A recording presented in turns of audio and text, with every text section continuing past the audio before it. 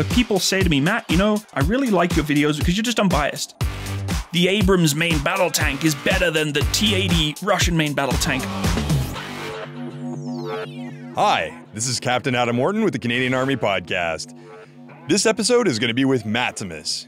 He has a YouTube channel with over 350,000 subscribers, talks about all sorts of cool military equipment. He has millions of video views, and he's a reservist with the artillery in Western Canada. Welcome to the podcast. Hello, thank you. Thanks for having me. So, you were in the British Armed Forces, and then you came over to Canada, and now you're in the Canadian Army. How did this happen? Yeah, so it's a common question that's asked across the whole spectrum of, my civilian life, my online career, my military career. It all started, obviously, from the British Army. I trained over in Suffield, which is a large CFB base here in Western Canada, in Alberta, which has a subsidiary known as BATUS, or British Army Training Unit Suffield. And I was deployed here for about 3 or 4 months prior to going to Afghanistan. And I fell in love with the country, like literally fell in love with Canada, its people, the countryside, just the social dynamic. It was just perfect for me. I was like, I don't really want to be settling back home in the UK. And I decided, I'm going to kind of finish off my career at a natural pause in the British Army and move over here. And it was probably the best decision I made in my life. Honestly, it was a big risk. It was a cliff jump, I had no career set up for me. And when I got here, I got started off some small jobs, got settled in a little bit. And then I started to realize, I need that military ethos. I need something to keep my brain ticking more than just doing work for work and being paid a bill. And that's where I started looking into, hey, let's see if I can go back into a military setting, join the Army Reserves, my local town.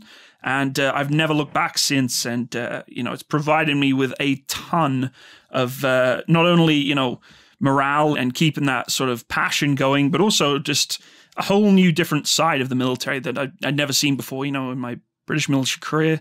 Being a tank mechanic, it's totally different to being an artillery gunner, right? It's night and day. And the way in which our militaries work, both British and Canadian, are very similar, but also very different. So it's a new world that I'm still to this day learning a lot about, but it's fun. And as I said, never looked back since. I'm obviously a patriot of my home nation of the United Kingdom, but Canada has provided me a lot more than I could ever ask for. So it's a good time. It's a good gig. I really appreciate that you also mentioned that kind of experience of kind of diversity, like working in a specific field, then changing and kind of seeing the different flavors of the different militaries, but also the different trades. I really appreciate that. Yeah, and it's, as I said, for me, it's a total night and day difference. But when I joined the Canadian Reserves, a lot of, the recruitment was trying to push me to, why don't you just stay as a mechanic? You have that background, because I do that as a civilian. I want to try something new. I actually want to get involved with a totally different trade, totally different lifestyle and doctrine and tactics, and just totally mix it up. And you see the total different side of things. I mean, as a tank mechanic in the British Army, I was attached to combat trades pretty much throughout my entire career. But actually being part of a combat trade directly, you just see things differently and see you're at the business end more than you are at the supporting end. So we wouldn't be digging into the Matsimus story if we didn't talk about your YouTube channel and how you wound up within the world of social media. So what made you take that plunge and engage into social media?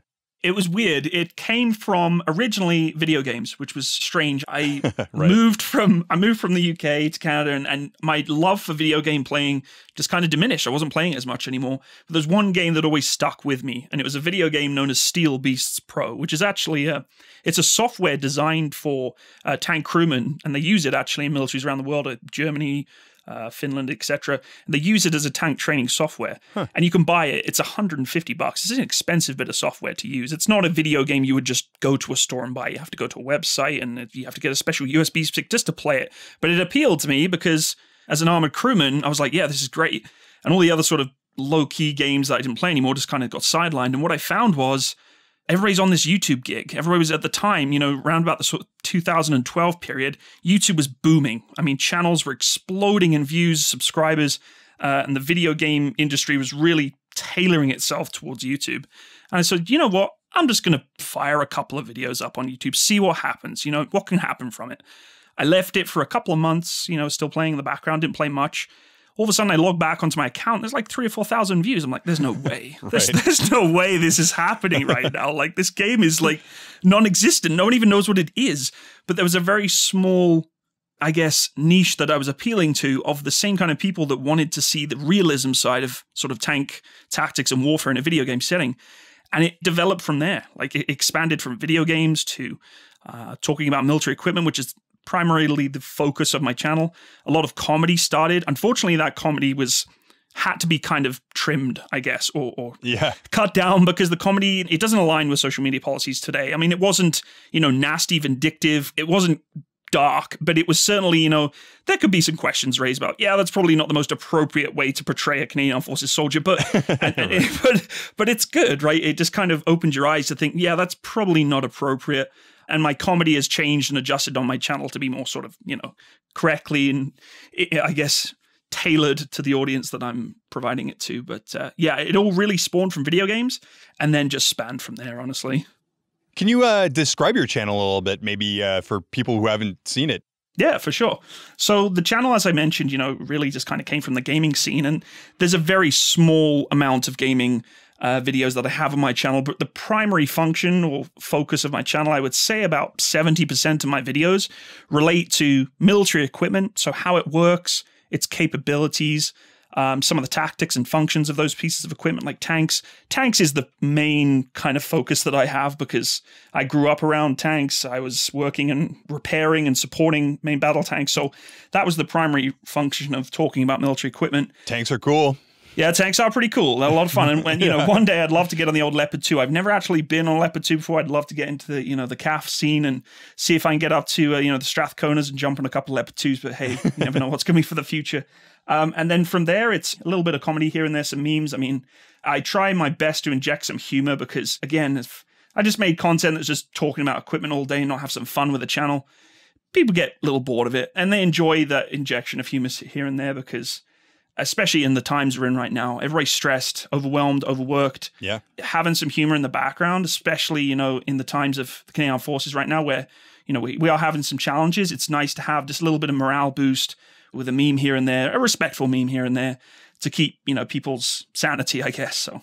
And I see also you engage on other social media platforms. We've been in the same thread on the Go Out and Ruck page, which is, a different podcast also. And, you're kind of out there on a lot of different platforms. Yeah, and in fact, that podcast, I listened to it myself.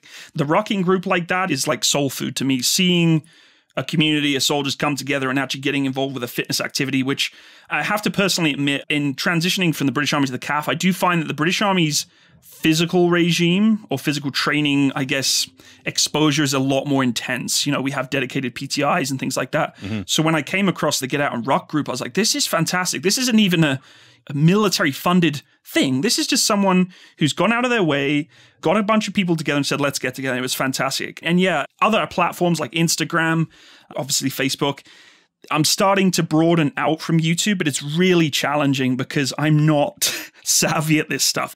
But I'm trying to get into Instagram more. I find it more, it's a quick blurb. I can fire out a picture and it's good to go. Facebook is, I find, becoming a lot more toxic. It's really scary, actually, how toxic it can be, especially to a content creator whose name is spread quite easily. And it can be very easy for people to make your life miserable if they want to, which is a little intimidating. I stay away from Twitter too because I just don't get Twitter. I don't get it. Like, I just don't understand it. The ats and the hashtags and whatever else. I'm like, okay, cool, whatever. I'll post a couple of videos here and there and hopefully it'll grow, but yeah, it's not something I'm investing a lot of time in for Twitter for sure.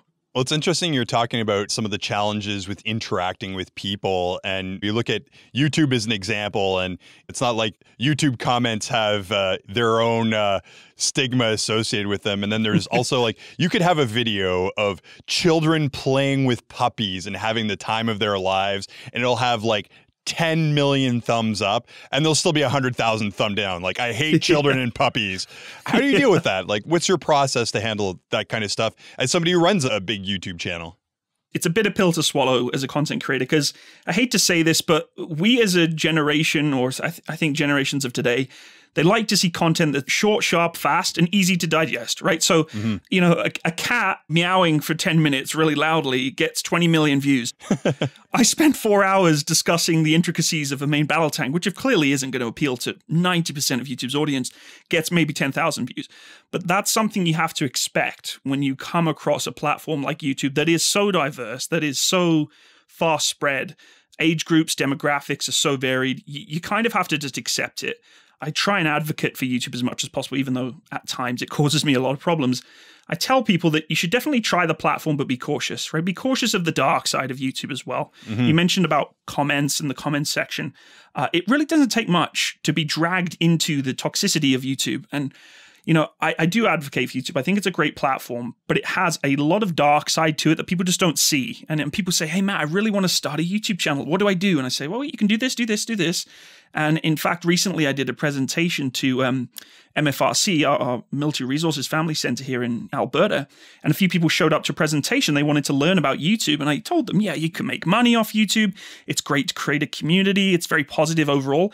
However, the dark side, if you're really exposed to the darkest sides of YouTube, it can really affect your mental health, your social standing, and also potentially your career or your job, especially as a CAF member. So for me, I try and take as much of it I can with a pinch of salt. If I'm not getting a lot of views, it's a little disheartening. I will safely say YouTube is an addiction for me now, honestly. Yeah. Once you start seeing potential funding coming in from a revenue like YouTube, you start to think, I could either go to the gym for an hour, or I could spend a couple of hours making some content and potentially make a good bit of money. But I always try and reinforce that if you're going to try and start YouTube to make money, you're doing it for the wrong reasons and you're going to struggle. You have to have a passion behind making content, because if you don't, people A, will see right through you.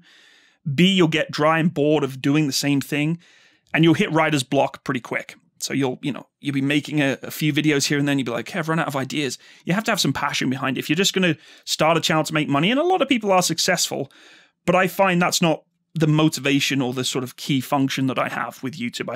I like entertaining people. I like seeing people messaging me and saying, hey, Matt, I actually am going to apply for the US military Coast Guard because I watched one of your videos that talked about being able to be functional as a fitness soldier, all this sort of stuff. So that's soul food to me. I keep saying this soul food, but that's how I kind of work. It's things that motivate me, not just my brain, but like keeps the passion of something going. I certainly wouldn't be doing it for just the money, because it doesn't pay very well, especially as the content creator I am. What would you attribute the success of your channel to? I think most of my success comes from those people who just want to learn about military equipment or tactics. And I'm certainly not a subject matter expert. It's one thing, that my PAO, and by the way, a big shout out to my PAO. I'm sure he's listening. Public Affairs Officer? Yeah, he's been looking after me for a long time. He's been a huge advocate for me and my channel, including my chain of command. So, I think for the most part, the success comes from that. As I said, people want to learn about things, and I'm not a subject matter expert, so I have to make that clear. My PAO tells me, please make sure that if you're going to make content, especially on Canadian Armed Forces equipment, you tell people you are not a driver of a LAV-6. You are not a CF-18 pilot. So stay in your lane. Make sure that you're monitoring what you're doing, which is important with our social media policies. But on top of that, have fun with it.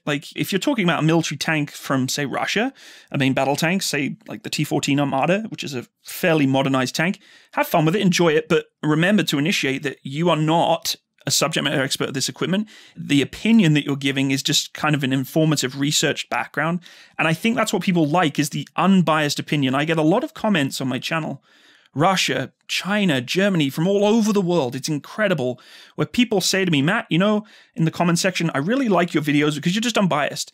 You're not saying, the Abrams main battle tank is better than the T-80 Russian main battle tank. I don't do that competitive thing. And a lot of people push me to do it because I call it junk content. They want to just see people making drama, right, about equipment, and I think it's ridiculous.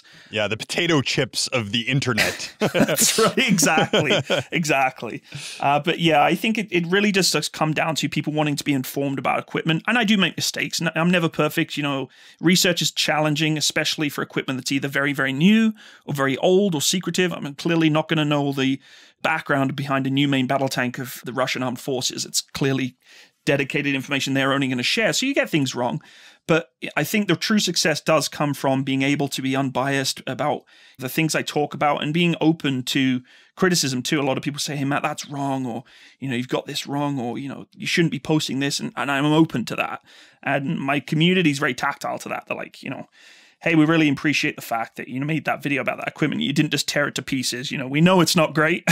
And we know it's not the best in the world, but you're very sort of cordial about it and respectful to say, yeah, here's its capabilities. It's not great, but it still had its day, so. Well, it's interesting you mentioned also the public affairs officer involvement. And earlier on when we were talking kind of a little bit about the dark side of YouTube, you're talking about potential professional impacts or personal impacts. When you're developing your content, what consideration do you give for things like OPSEC, impact on your Army career or on your personal life? Do you spend a lot of time considering that when you're preparing to release some type of content? Yeah, 100%. And in fact, as I mentioned before, I'm an advocate for YouTube, but there's one thing that always plays on the back of my mind every second of the day, waking up in the morning to going to bed at night. What could happen tomorrow if something that I've created that I didn't intend to be in any way either offensive or going against policy, what will happen? And it is scary. It's really scary. And I prepare myself as much as I can. I validate videos that especially pertain to the Canadian Armed Forces with my PAO. He screens them, yeah, this one's probably not suitable. And there's been a few instances where I do make videos like that. Nothing inappropriate, but just things that you need to consider in thinking, does this look like something that you would stand in front of the General of the Army and say, hey, this is something that I want to share with you. If they're looking at that and thinking, yeah, that's probably not suggestible to have, then don't share it. So it's always on the back of my mind. I would say it is stressful. If I wasn't in the Canadian Armed Forces, I would probably be doing a lot different content than I'm doing today. And that's just a reality. We can't just open the floodgates of whatever we want to produce when we're in a professional work environment like the Canadian Armed Forces. We have a responsibility to make sure that we're in the public eye respectfully. But in the same instance, you have to have some common sense about it, right? I'm not going to hide away and shy away from facts and information that I think are useful to share. For instance, a lot of people ask me, Matt, I really want to be in the infantry, or I really want to be in the Armored Corps, I really want to be in the Air Force. What's your suggestion? And the first thing I ask them is, well, what's your suggestion? You're asking a random guy on the internet what you want to be. It's a really weird dynamic. And I tell them, look, I was in this trade or this trade, and I'm going to tell you all the facts about it. I'm not going to sugarcoat it to try and make out like I'm some recruiter, right? Because that's not any intention of my channel is to go out and say, yeah, everybody come on, join the Canadian Armed Forces, because I don't think I would be doing them any justice or myself, right? Because to try and advocate for something that's so broad, like an entire military organization, is crazy. And YouTube, funnily, especially in America, you'll see a lot of channels doing that. You'll see a U.S. infantry veteran be like, everybody should join the infantry, no one else. I'm like, wow, like that's really like channeling a demographic. You're missing out on all the other cool trades. Of course, the best trade, which is the artillery. I'm just kidding, king of battle. Yeah, so it definitely plays on the back of my mind. But as I said, I do have a great PAO. I have a great community that look after me as well. And, they remind me and keep an eye on me, whether it be my friends in the military or even just random strangers. They've been looking after me great. When my dog passed away, it was a close friend of mine a couple of years ago. The community kind of completely came together, was sending me gifts and everything. It was incredible. So there is the dark side. There is that consideration when you're in a professional career like the CAF to be cautious, but it shouldn't dishearten anyone who wants to become a creator. So where do you go from here? You got this successful YouTube channel and you're doing the artillery thing, which is super interesting and cool in its own respect. What's the next step?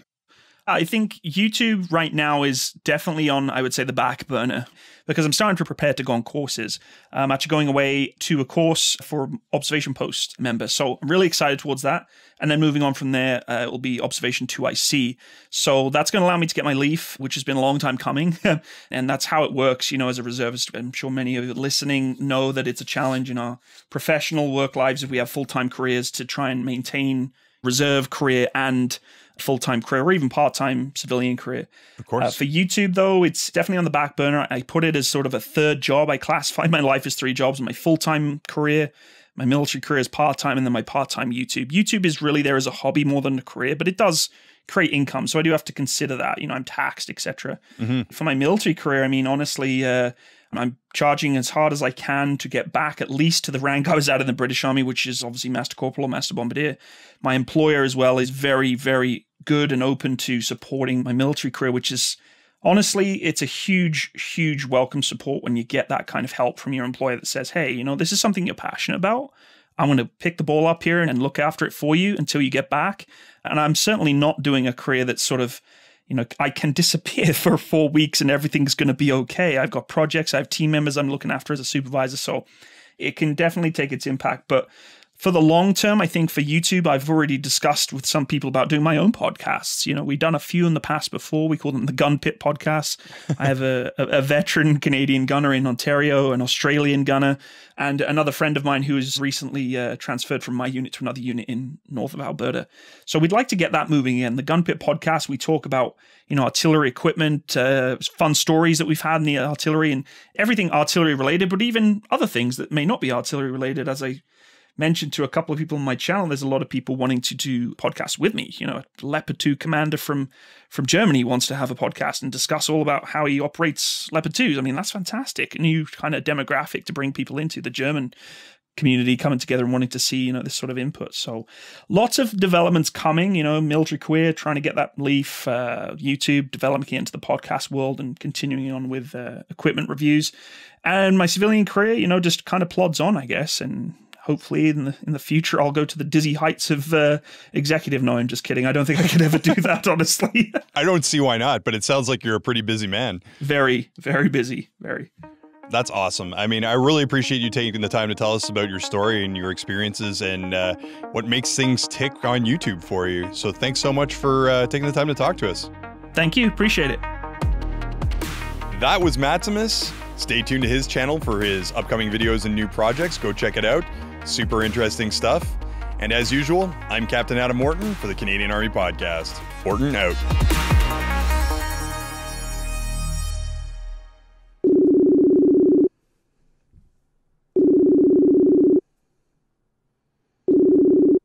Matsimus. Hey, how's it going? I'm good. How are you? I'm good. Yeah, a little busy, but doing well. I heard you you passed PLQ and made it to Master Bombardier. I did indeed. I came off my observation post member 2 IC course as well, so that qualified me in the artillery to get my my leaf for the 2 stripes. So yeah, it was a long time coming, but we're finally there. So that's awesome. How was the course? It was good. It was a pretty long course. Had to do OP and then OP 2 IC after one another, so it was a long summer, but it was wicked. And then the promotion itself was fantastic. It was a very humbling moment to get promoted on top of Vimy Peak, which is the mountain nearby us here in Waterton Park, National Park there. And we celebrated that in honor of 150 years of the Royal Canadian Artillery's history for Yabikwe 150. So it was wicked getting to the peak of the mountain and actually getting my leaf there. So really, really cool time in the regiment. Wow, they really pulled out all the stops for that one. Yeah, exactly. It was awesome. All right, that's awesome. Well, hey, I know you're a busy guy and just wanted to call in and congratulate you. Thought it'd be a nice way to cap off the podcast. Awesome. Thanks so much. All right. Take care. Take care. Bye-bye. Bye.